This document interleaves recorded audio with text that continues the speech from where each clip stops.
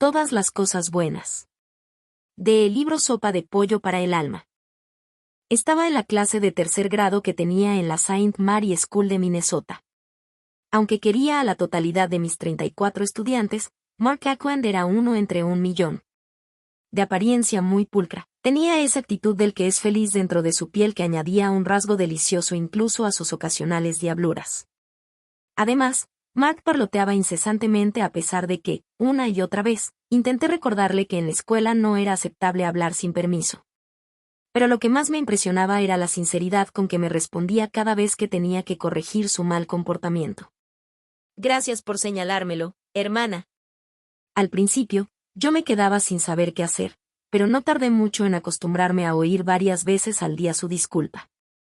Una mañana se me acabó la paciencia, hasta el punto de que, cuando Mark se pasó una vez más, cometí un error digno de una maestra novata. Lo miré y le dije: si dices una palabra más, te cerraré la boca con cinta adhesiva. No habían pasado 10 segundos cuando Chuck, otro de mis alumnos, exclamó: Mark está hablando de nuevo. Yo no había pedido a ninguno de los niños que me ayudara a vigilar a Mark, pero como había anunciado ante toda la clase cuál iba a ser el castigo, ahora debía cumplirlo. Recuerdo la escena como si hubiera sucedido hoy. Fui hasta mi escritorio, abrí el cajón y saqué un rollo de cinta adhesiva.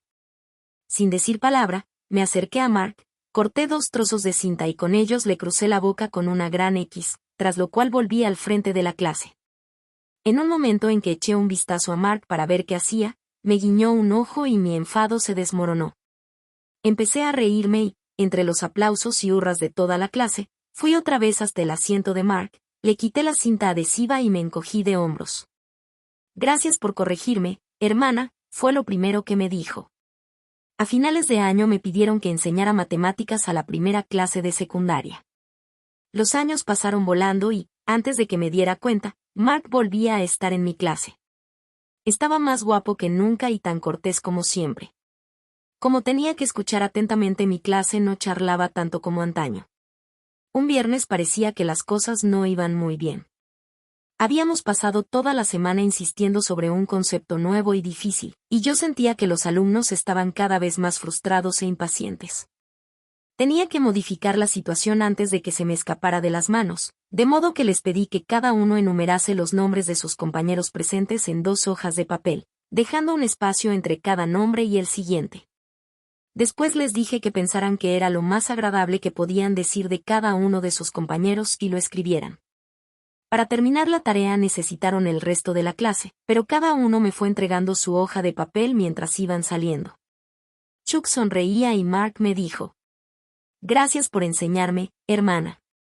Que pase un buen fin de semana. Ese sábado anoté el nombre de cada uno de los chicos en una hoja aparte y en ella fui enumerando lo que los demás habían dicho al referirse a él. El lunes le di a cada uno su lista. Algunas llegaban a ocupar 2 páginas.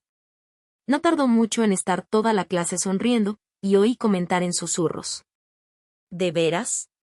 Jamás me imaginé que yo le importara tanto a nadie. No sabía que yo le gustara de esa manera a alguien.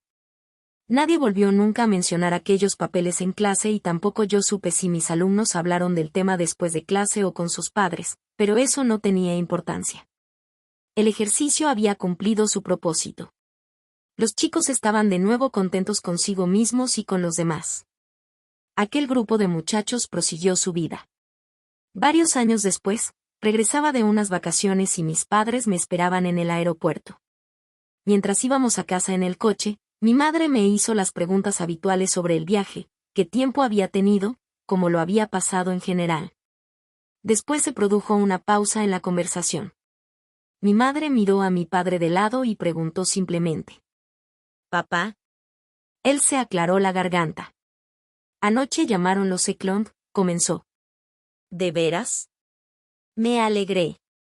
Hace varios años que no tengo noticias de ellos. Me gustaría saber cómo está Mark. Papá me respondió en voz baja. Han matado a Mark en Vietnam.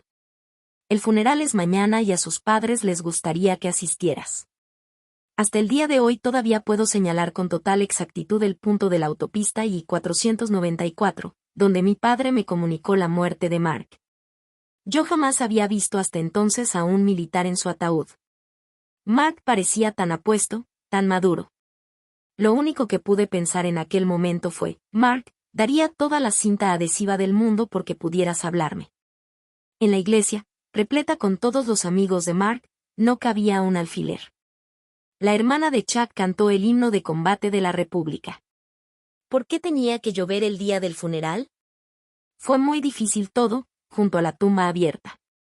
El pastor recitó las plegarias habituales y el corneta tocó silencio.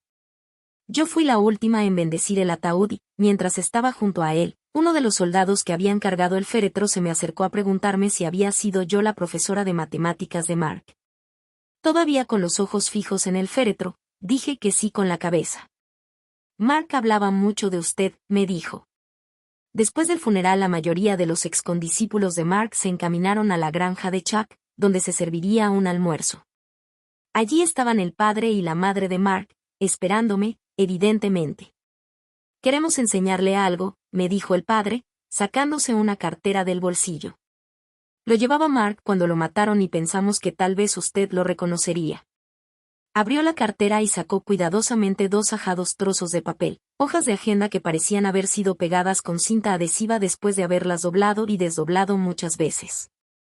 No necesité mirarlas para saber que eran las páginas donde yo había copiado todas las cosas buenas que cada uno de los compañeros de clase de Mark había dicho de él.